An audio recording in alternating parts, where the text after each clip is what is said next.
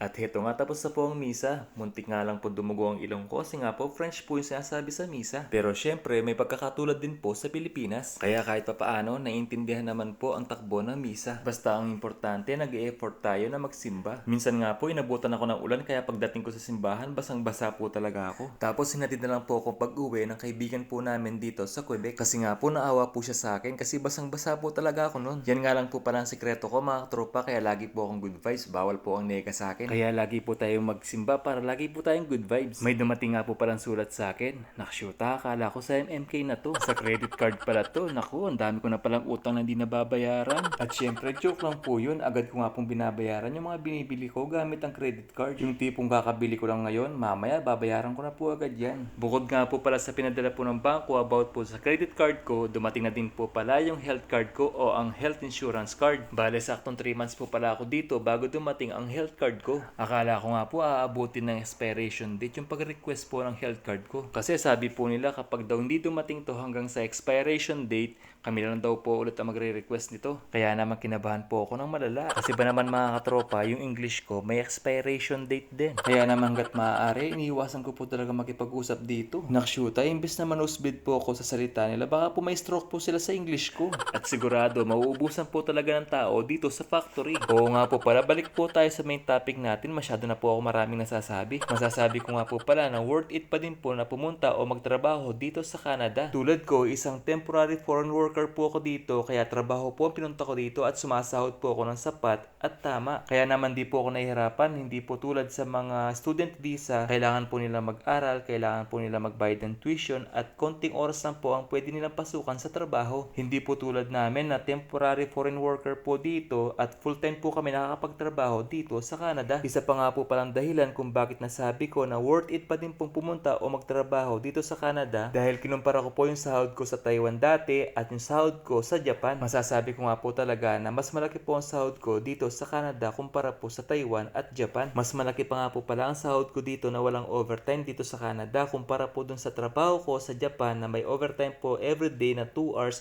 pero mas malaki po talaga ang sahod ko dito sa Canada. Real talk nga po pala yan mga katropa, kaya next time po isi-share ko naman po sa inyo yung sahod ko po dito sa Canada na walang overtime. Hindi nga po pala ako nagyayabang mga katropa, gusto ko lang po talaga magkaroon kayo ng idea bago po kayo pumunta dito sa Canada. Kaya naman kahit sabihin ng iba na mayabang ako, ay bahala ka dyan. Sa Taiwan nga po pala medyo tumaas na din po ang pasahod nila. Simula nga po nang umuwi ako noong 2015 ba, tumaas bigla yung palitan doon. Ngayon naman ang Japan po ang bumaba ng palitan sa peso. Kaya naman yung ibang katropa natin sa Japan gusto na pong bumalik sa Taiwan. Kasi yung ibang katropa natin doon walang overtime po sa trabaho nila. Kaya naman sinabi ko sa kanila mag-apply na po dito sa Canada. Dito nga po pala sa trabaho ko kahit na wala po akong overtime, medyo malaki pa rin po ang sinasahod ko. Sapat na makaipon po ako kahit papaano. Pero syempre, mas maganda pa rin na may overtime para mas malaki po ang maipon o may padala sa Pilipinas. Pero syempre, may mga Pilipino po dito na temporary foreign worker na mababa po yung per oras nila tapos walang overtime po sa trabaho nila. Kaya naman sinasabi ko po sa inyo mga tropa kung masasabi ba natin na worth it pa din ba magtrabaho dito sa Canada o hindi na, kasi kanya-kanya po tayo ng experience. Kaya naman pati sahod ko mga tropa, sinishare ko po sa inyo para magkaroon po kayo ng idea. Kaya naman sa iba, kung tingin niyo po mayabang ako, ay pakilinis po ng utak ninyo. Kain po pala mga katropa. Yan po palang kinakain ko kapag bigla-bigla po ako nagugutom. Sinasamahan ko na nga din po ng pag-inom ng fresh milk. Mas gusto ko po kasi uminom ng fresh milk kaysa po sa soft drinks. Oo nga po pala mga katropa,